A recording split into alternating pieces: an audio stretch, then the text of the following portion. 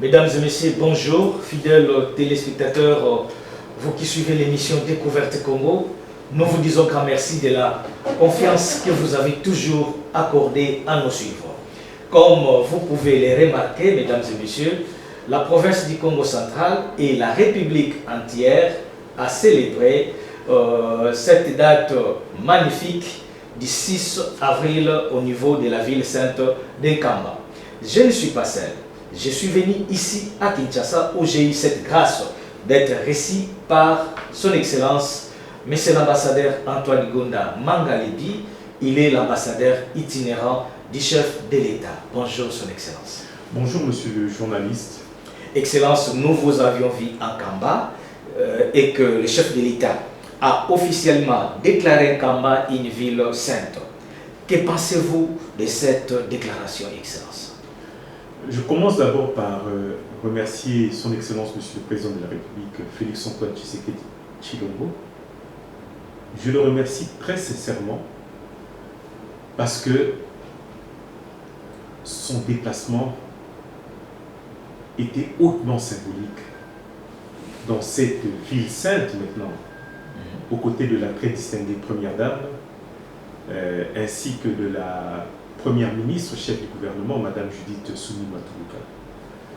Alors, il faut rappeler ici, monsieur le journaliste, si je peux me permettre, que la première initiative, l'initiative forte, cela dans le temps avait déjà été fait le même 6 avril où le chef de l'État avait déclaré que c'était un jour férié, un jour, donc un congé payé et férié. Et je dirais que par rapport à cela, c'est une reconnaissance du combat spirituel et historique du prophète Simon Kimbangu. Et cette nouvelle décision de consacrer Kamba comme une ville sainte, mais elle s'inscrit dans une continuité cohérente et profondément respectueuse de notre histoire. Et la meilleure manière de comprendre que Kamba aujourd'hui est une ville sainte, mais c'est d'observer ceux qui s'y vivaient déjà. Les fidèles, en allant là-bas, ont toujours marché pieds nus. Cela traduit quoi? Cela traduit une sacralité vécue, cela traduit une sacralité incarnée, et non simplement une sacralité déclarée. Et comme les juristes disent, une sacralité de juré. Non, là, c'était déjà une sacralité, donc de facto.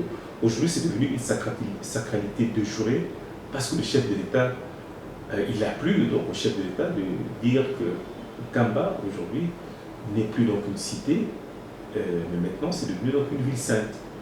Et le fait donc de consacrer cette ville sainte, je dois dire que ça a un impact extraordinaire, parce que cela va structurer l'écosystème au niveau administratif, au niveau touristique, au niveau spirituel. Par ailleurs, cela va créer des emplois et cela va renforcer l'organisation locale en donnant une visibilité internationale, parce que maintenant cela devient une ville, un haut lieu de spiritualité africaine. Pour ma part, je dois dire que c'est un geste fort qui est à la fois symbolique et stratégique. Excellence, comme nous pouvons le remarquer aussi dans les mosquées des musulmans, la ville sainte de Kamba reçoit ses fidèles pieds nus. Quel lecture faites-vous de la manière dont les gens marchent pieds nus en Kamba, Excellence? Bon, marcher pieds nus en Kamba, je dois dire que c'est un acte profondément spirituel. C'est d'abord un signe d'humilité. L'homme se dépouille de tout artifice pour se présenter tel quel devant les sacrés. Vous savez, Moïse, quand il est allé prendre les 10 commandements, le bon Dieu avait demandé qu'il puisse se déchausser d'abord. Donc, il n'y a plus de rang social, il n'y a plus de distinction, car tous sont égaux devant Dieu. Et je dirais que c'est aussi un acte de purification, parce que c'est le contact direct avec la terre qui nous renvoie à nos origines. Et cela nous renvoie à quoi? Cela nous renvoie à la création. Je dirais donc c'est un retour à l'essentiel, c'est un retour à la simplicité, c'est un retour à la vérité intérieure. Et enfin, je dois dire aussi que c'est un signe de respect. comme dans certaines traditions où on doit enlever ses chaussures en entrant dans un lieu sacré.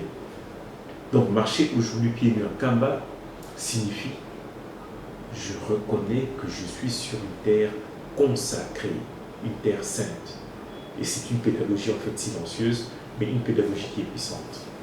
Votre présence était remarquable lors de la célébration de cette date du 6 avril qui marque le 105e anniversaire spirituel de Simon Kimbangu.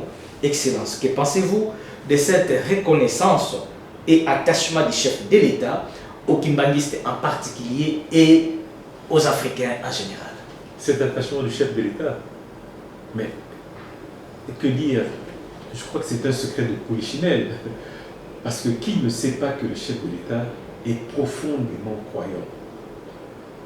Et je dirais ce qui est remarquable, c'est qu'il assume sa foi avec sincérité, il assume sa foi avec simplicité.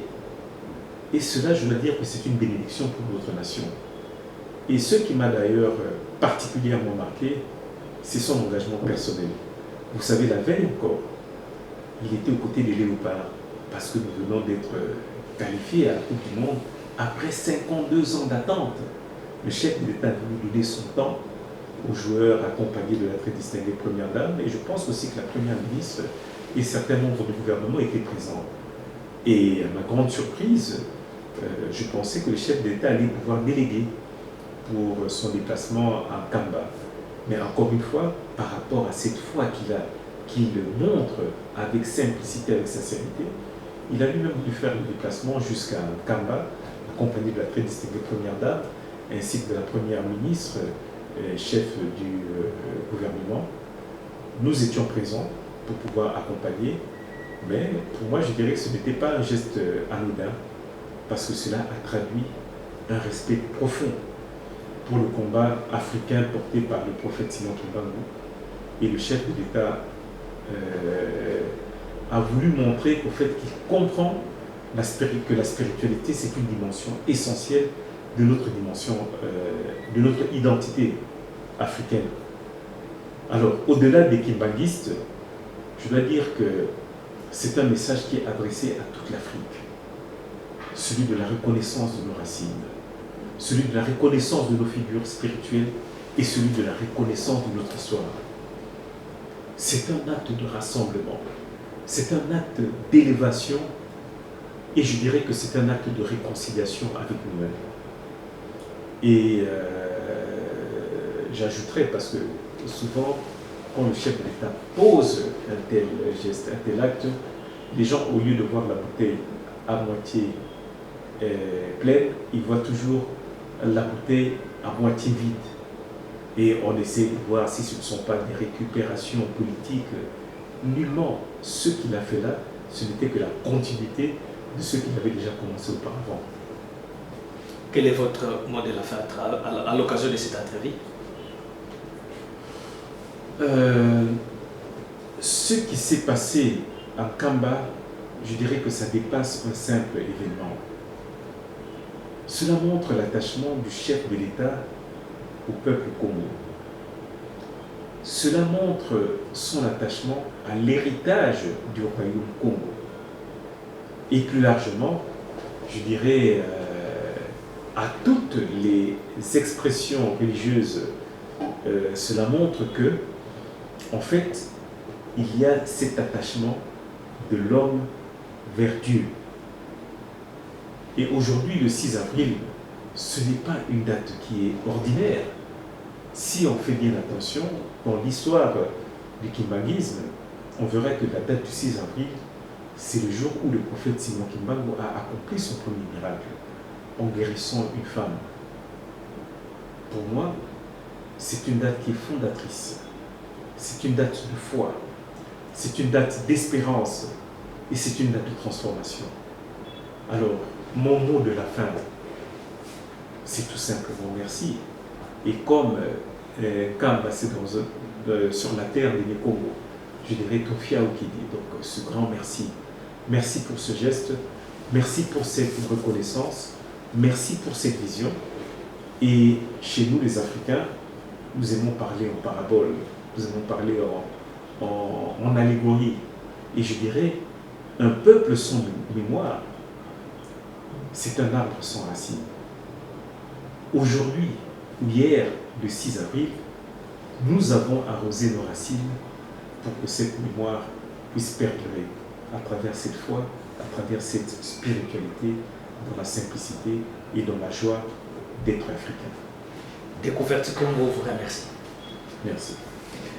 C'en est fini, mesdames et messieurs, avec son Excellence l'ambassadeur Antoine Gonda Mangalidi. Merci de votre aimable attention.